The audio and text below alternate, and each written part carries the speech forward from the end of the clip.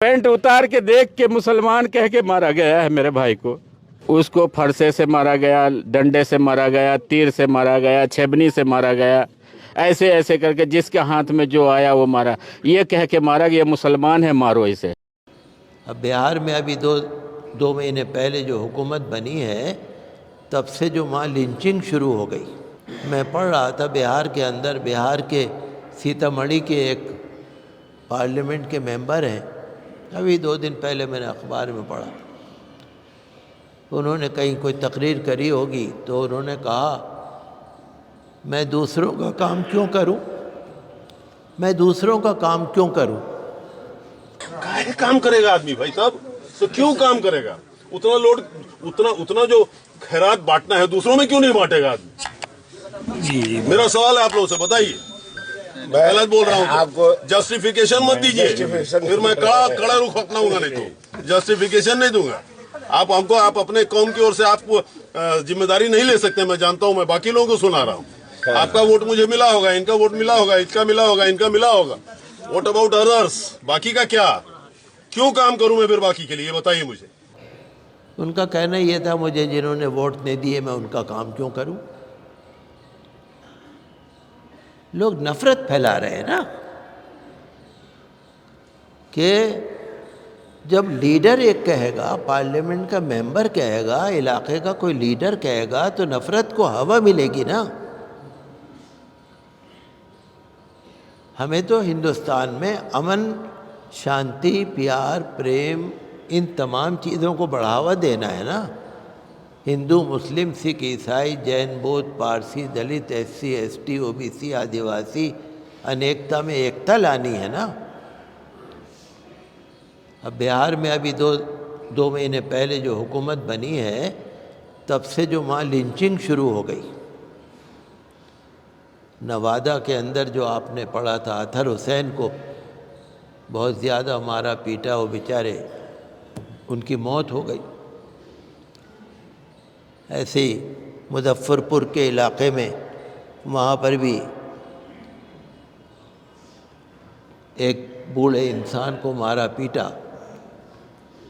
ایسے ہی سپول ضلع، وہاں پر مرشد عالم، اخباروں میں آتی ہے سب چیزیں، اور بھی آتی ہیں بہت ساری. اگر آپ لسٹیں بنانے لگیں گے تو کبھی احمد آباد کی، کبھی تری پورہ کی، کبھی دہرادون کی، کبھی کہیں کی، کبھی کہیں کی.